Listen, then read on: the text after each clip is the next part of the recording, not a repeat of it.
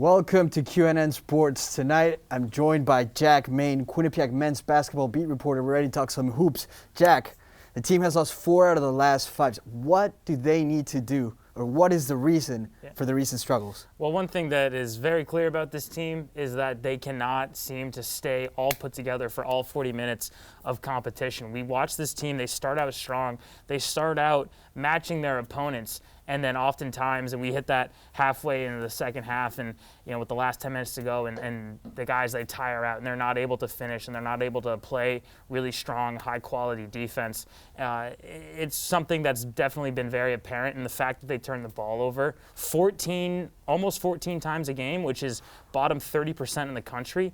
That is a big factor into the reason why they're allowing so many points. They've allowed 72 points per game, which is also one of the worst in the country in Division I. So this team really needs to step it up defensively, and it's been the reason why they have faltered to so many lower level teams in the MAC. You mentioned all these issues, and how has your perception of this team changed from before the season, and what were you expecting before? Well, if I'm going to be completely honest with you, Rob, I didn't think they stood a single chance at the beginning of the season. Bringing back Kevin Marfo was huge for this team, but really at the end of the day, they were not supposed to be one of these teams that was vying for a first-round bye come March. And here they are. They're sitting in 5th place right now, which is the last seed that they would need to be able to get that first-round bye.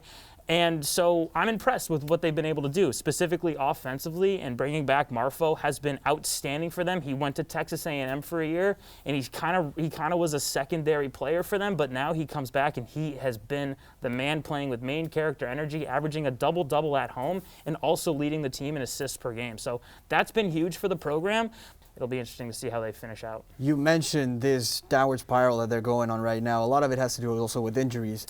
With all the injuries that they've suffered, who do you think is a player that must step up for them to compete in this home stretch? Well, one guy that's been playing really well for the Bobcats recently is Desi Jones, and he had a really rough start to his Bobcats career. But the guy that I'm looking to most to really make a big impact is J.J. Riggins, who's the backup center to Kevin Marfo. J.J. is an unathletic liability for this team, and he really has caused the team a lot of trouble, specifically on defense. He doesn't stand strong. He doesn't put the ball in the hoop with great efficiency, and he really thinks that he can be a post player when he is designed to be straight underneath the basket and slam it home when he gets the ball in his hands. So we want to see if he can regain some of that confidence heading into the final stretch. How far can this team go come the MAC tournament? If they play to their fullest potential and everybody is healthy and Tyrese Williams comes back and Brendan McGuire comes back, then I think they can at least win a game in the MAC tournament, which isn't saying a whole lot. They haven't won a game in the MAC tournament since our first year on campus. So it'll be interesting to see if they can get a game in. But if they win a game, it'll be huge for this program because they have not had success in Atlantic City in March. Thank you so much, Jack. That's all we have for tonight. But make sure to check us out every Tuesday night here on QNN Sports.